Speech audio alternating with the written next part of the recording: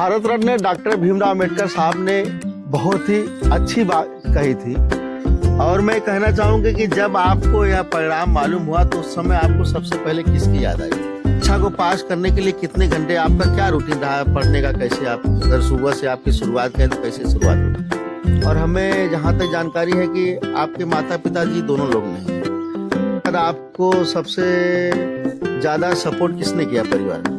कि ऐसा भी रहा होगा क्योंकि आपकी उम्र के बच्चे माँ बाप को ढूंढते हैं, तो जब आप माँ बाप को ढूंढते तो अपने आप को कैसे संभालते? माता पिताजी रहते तो आप क्या उनसे कहते ये उत्तरी परीक्षा होने के बाद? बड़ी शिक्षा के लिए शहर चुनना जरूरी है या गांव से भी हम कुछ कर सकते हैं? जो हमारे छात्र हैं जो सोच रहे हैं कि हम गांव से रहकर कुछ नहीं कर सकते, उनको आप क्या कहना चाहेंगे? तो सबसे बड़ा त्याग आप क्या किए हैं तो आपको लग रहा है कि हमने बहुत कुछ त्याग किया है, तो कैसे सबसे बड़ा त्याग में क्या आपका है? त्याग में यही कि सोशल मीडिया कभी ना मैंने चलाया है और न कभी आगे चलाऊंगा मैं। जब आपकी शिक्षा दीक्षा पूर्ण हो जाएगी तब आप देश और अपने समाज के लिए क्या करना चाहेंगे? मैं अपने देश का बहुत आभारी हूँ जिन्होंने मेरे देश ने ये सब अच्छे कॉलेज संस्थाएं बनाई हैं हमारे देश में, तो मैं अपने देश का आभारी हूँ और अपने देश के लिए मैं बहुत कुछ करना चाहता हूँ।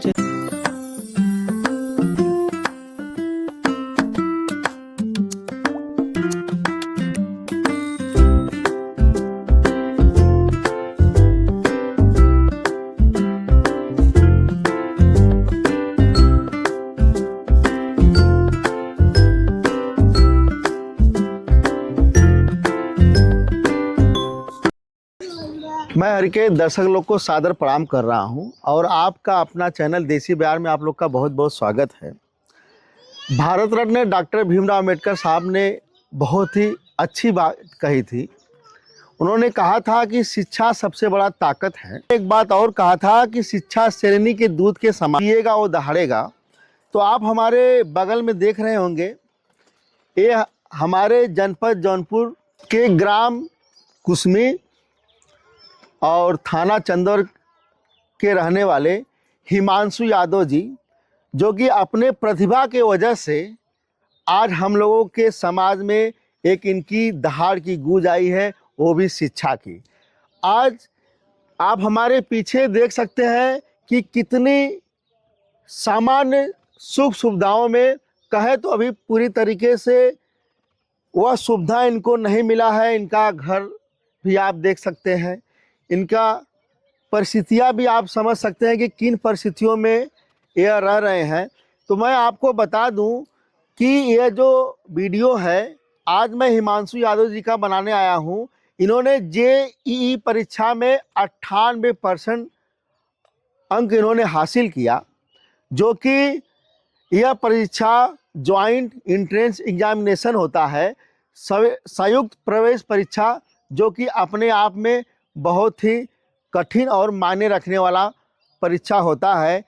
इस परीक्षा की तैयारी के लिए लोग गांव से शहरों में जाते हैं, बड़े बड़े कोचिंगों में अपना एडमिशन करवाते हैं, बड़े बड़े शहरों के बड़े बड़े शिक्षकों से लोग शिक्षा प्राप्त करके तैयारी करते हैं ताकि इस तरह के एग्जामिनेशन को निकाला जा सके।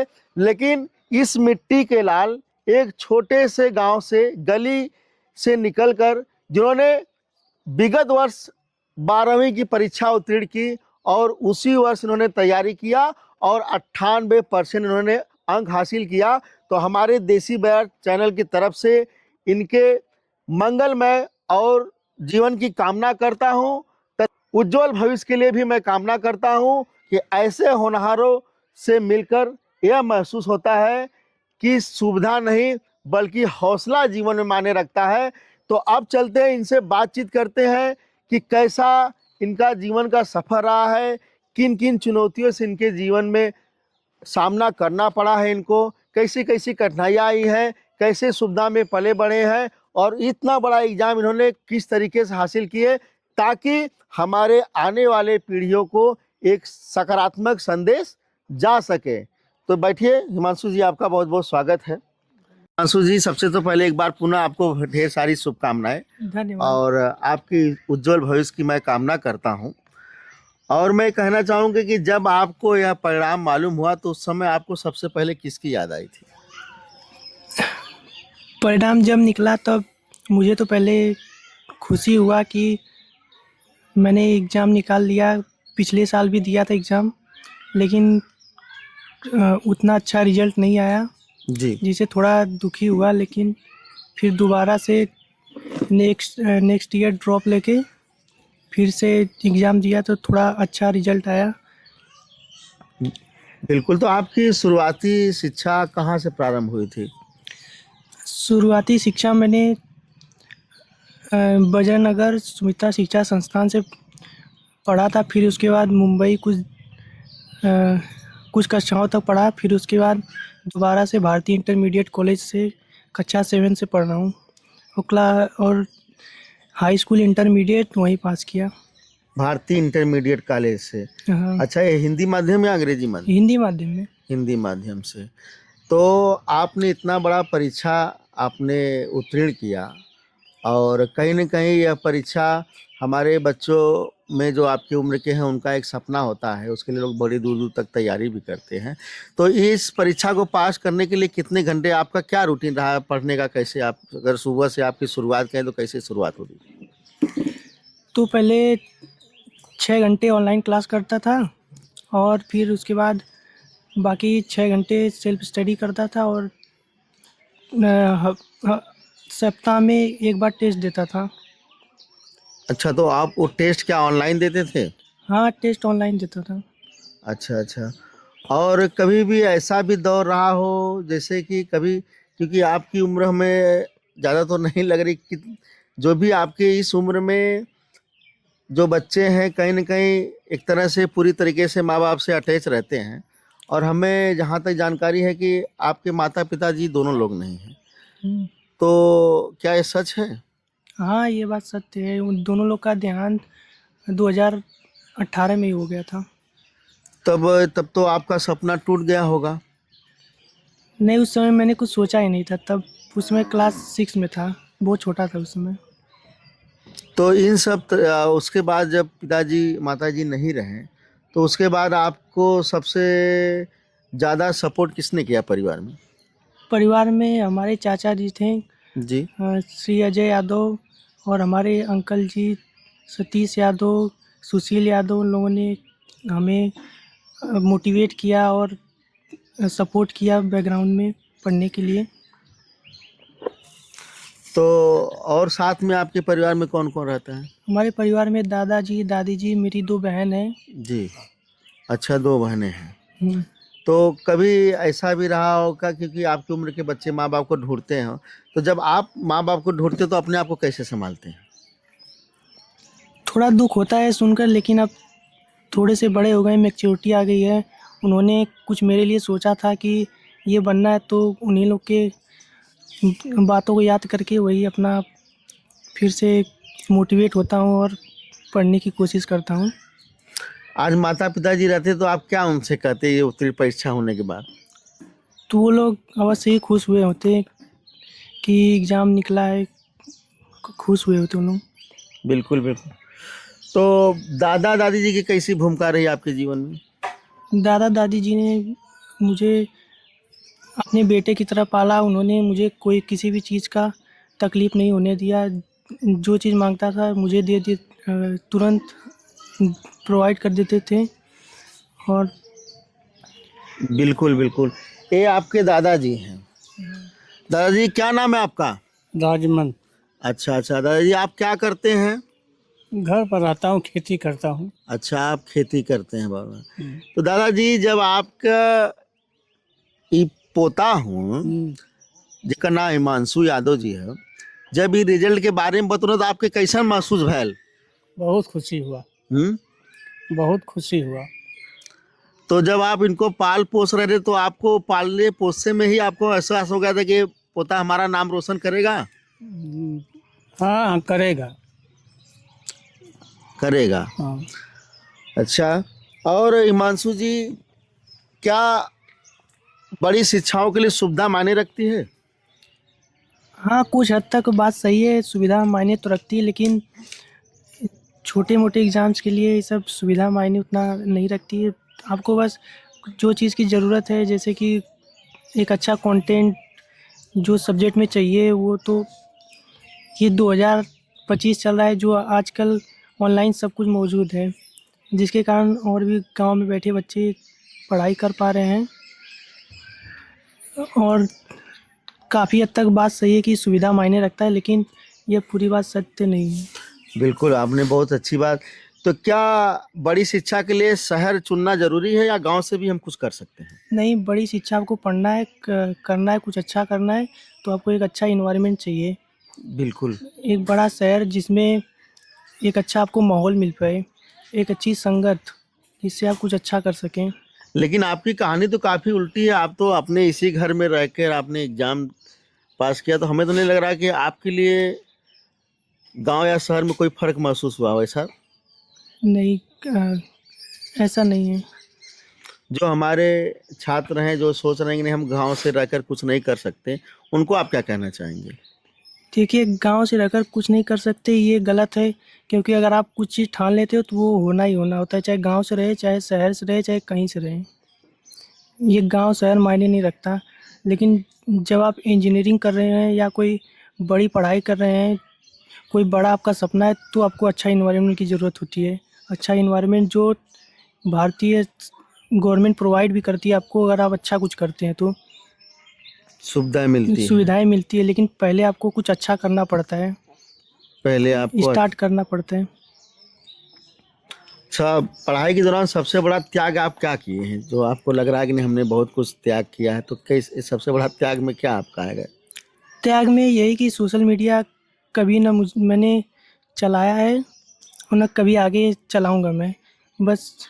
अ, और उसके दौरान कुछ कठिनाइयाँ भी आई, जैसे पढ़ाई के समय मैं हिंदी मीडियम से हूँ, तो पेपर इंग्लिश में मैंने चुना था देने के लिए, तो फिर वही इंग्लिश पढ़ने में थोड़ी प्रॉब्लम होती थी। तो फिर लेकिन फिर प्रैक्टिस किया, और 2-3 महीने प्रैक्टिस करने के बाद फिर वो सही हो जाता है। मतलब कि प्रयास सब कुछ संभव कर देता है। हाँ। तो आपने भले हिंदी मीडियम से पढ़ा, लेकिन आपने, अगर आज आपके दादा-दादी सामने बैठे हैं आप और उनसे सबसे पहले क्या कहना चाहेंगे अपने दादा-दादी को दादा हमारे दादी चैनल के माध्यम से? क्योंकि आज जिस मुकाम को आपने हासिल किया।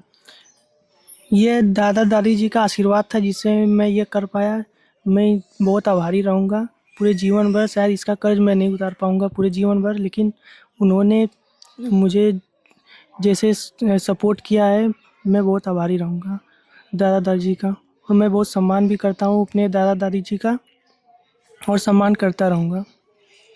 अच्छा, ऐसा भी रहा होगा कि इस परीक्षा को लेकर बहुत से आपके दोस्त मित्र या लोग जानने वाले कहे होंगे कि बहुत कठिन परीक्षा है, तब आप अपने आप को कैसे इसके लिए सकारात्मक होते थे? हाँ, स्कूल में मेरे कुछ टीचर्स भी थे जो बोल रहे थे कि ये बहुत कठिन एग्ज़ाम है, तुम्हारे बस की नहीं है। हुँ। लेकिन फिर मैंने कहा कि कुछ होता नहीं इससे, मुझे अपने ऊपर बस कॉन्फिडेंस था कि हाँ, थोड़ी सी मेरी मैथ्स थोड़ी सी अच्छी थी, जिससे मैं सोचता था कि शायद हो जाएगा इससे। अच्छा, आपके विद्यालय से आपको क्या सपोर्ट मिला था? विद्यालय से हमारे जो विद्यालय के मैनेजर हैं इस समय, अरविंद सिंह अरविंद सोनू सिंह जी। जी, सोनू जी, उन्होंने सपोर्ट किया। मेरी कुछ फ़ीस भी माफ़ की थी जब मैं विद्यालय में पढ़ रहा था, जिससे थोड़ा फाइनेंशियल सपोर्ट भी मिल पाया। और कुछ टीचर ने भी सपोर्ट किया पढ़ाने में, बिल्कुल, बिल्कुल। और उन्होंने अच्छा पढ़ाया स्कूल में, और जिससे मेरा जो 75% का क्राइटेरिया होता है वो पूर्ण हो पाया। क्योंकि अगर आपका 75% नहीं है तो आप एग्ज़ाम दे भी नहीं सकती ये वाला बोर्ड में। बिल्कुल, बिल्कुल। अच्छा, इसमें आपको 75% ही चाहिए। हाँ, ताकि आप एग्ज़ाम दे सकते हैं। तो एक तरह से माना जाए तो स्कूल की बहुत बड़ी भूमिका है, क्योंकि शिक्षा तो आप उस वहीं से ग्रहण किए हैं। जी, और जी। आपने एक बात और कहा कि आपका फ़ीस भी माफ़ किया गया। इसका मतलब कि हम कहीं न कहीं अपनी परिस्थितियों से फ़ीस के लिए भी हम सक्षम नहीं हो रहे थे अपनी परिस्थिति के अनुसार। जी, तो ये तो मैं आपके कॉलेज को अपने चैनल के माध्यम से बहुत-बहुत धन्यवाद दे रहा हूँ कि उनके सोच को, कि वो अपने आगे बढ़ने वाले बच्चों के लिए इतना ज़्यादा कर रहे हैं, इतना सपोर्ट कर रहे हैं। तो कहने का मतलब है कि अगर इतना भी सपोर्ट मिल जाए, तो हमारी सफलताएं कहीं ना कहीं जो हमारे संघर्ष के वो कहीं ना कहीं थोड़ा बहुत जी। आसान हो जाएगा। जब आपके जीवन में कठिन समय आया था तो उस समय आपने कुछ अपने आप से वादा किया कि नहीं, मैं इस कठिन समय में फिर भी कुछ ना कुछ जीवन में करूंगा, जी। ऐसा था आपके लिए? हाँ, ऐसा जैसे कि पहले बताया था आपको, अभी पिछले साल एग्ज़ाम दिया था, निकला नहीं था एग्ज़ाम, जिससे थोड़ा-सा डिमोटिवेशन भी हुआ था। पर फिर मुझे लगा कि एक मौका और है, थोड़ा-सा अच्छे से पढ़ाई और करते हैं। मैंने दोबारा से फिर पूरा सिलेबस फिर से पढ़ा, तो लगा कि हाँ, अब हो जाएगा थोड़ा। तो आपने जब दोबारा पढ़ा हुँ। तो आपको लगा, तब आप अपने आप से, मैं एक प्रश्न आपसे ये है कि आप अपने जो उम्र के बच्चे जो तैयारी कर रहे हैं उनके लिए आप अपने तरफ से क्या संदेश देना चाहेंगे? आप अपने अनुभव की बात उनसे कहिए ताकि उनको भी आपसे एक प्रेरणा मिल सके। संदेश यही देना चाहता हूँ, अगर आपको इस एग्ज़ाम की तैयारी करनी है तो 2 साल पहले से लग जाइए, क्योंकि 1 साल में 2 साल का सिलेबस कभी कंप्लीट नहीं हो पाता। तो आपको 2 साल पहले से लगना पड़ेगा, तभी आप कुछ अच्छा कर सकते हैं। और ये मत सोचिए कि गाँव से लोग हैं और नहीं कर पाएँगे, ऐसा नहीं होता। आपको सिर्फ़ पढ़ना पड़ता है, जितना पढ़ोगे उतना आपका अच्छा मार्क्स आएगा इस एग्ज़ाम में और अच्छा परसेंटाइल बनेगा। बिल्कुल, बिल्कुल, बिल्कुल। अच्छा, जब आपकी शिक्षा दीक्षा पूर्ण हो जाएगी तब आप देश और अपने समाज के लिए क्या करना चाहेंगे?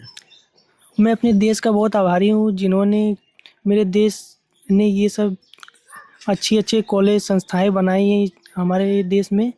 तो मैं अपने देश का आभारी हूँ और अपने देश के लिए मैं बहुत कुछ करना चाहता हूँ, जैसे कि अगर एक अच्छा इंजीनियर हो या एक अच्छा डॉक्टर हो एक देश में, तो देश की सेवा भी करते हैं वो लोग। ना कि सिर्फ़ पैसे कमाने के लिए देश को लूटा जाए, या फिर डॉक्टर बन के पेशेंट को कोई अ,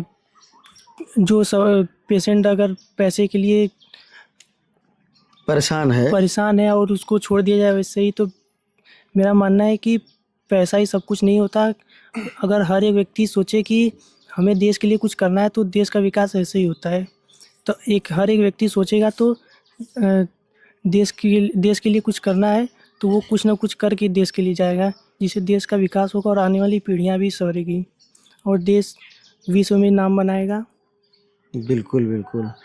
अच्छा, ये अपने इस परीक्षा में उत्तीर्ण होने में आप इस सफलता का श्रेय किसको देना चाहेंगे? हमारी सफलता का श्रेय हमारे दादाजी, दादी जी, हमारे अंकल्स हैं, उनको देना चाहूँगा। अच्छा, अच्छा। तो आपने देखा कि एक छोटी सुविधाओं में इस मिट्टी के लाल ने, इनकी प्रतिभा ने कहीं न कहीं हमें आपको यह ज़रूर प्रेरणा दिया है कि इस संसार में सिर्फ़ हमें करने के लिए जब हम आएँगे कुछ, तो हो सकता है कि परिस्थितियाँ हमारे विपरीत हों, अनुकूल ना हो, लेकिन हमारे हिम्मत के आगे, हमारे हौसला के आगे शायद परिस्थितियों को भी झुकना पड़ा है। यो आपको मैं बता रहा हूँ, इनकी परिस्थितियों के अनुसार आप देख सकते हैं, एक सामान्य परिवार से निकला हुआ बच्चा, इनके जज़्बे को मैं सलाम करता हूँ और अपने तरफ से इनके मंगलमय और उज्जवल भविष्य की कामना करता हूँ कि इनका हौसला इसी तरीके से भगवान बनाए रखें, ताकि इन्होंने कहा कि मैं देश के लिए बहुत कुछ करना चाहता हूँ, अपने समाज के लिए करना चाहता हूँ, तो हमारी इनके लिए हमारी बहुत ढेर सारी शुभकामना है कि आप जल्दी से अपनी शिक्षा पूर्ण करें और हमारे देश और समाज के लिए कुछ न कुछ ज़रूर करें। तो बहुत अच्छा लगा आपसे बात करके और एक बार पुनः आपको ढेर सारी बधाई, बहुत-बहुत धन्यवाद।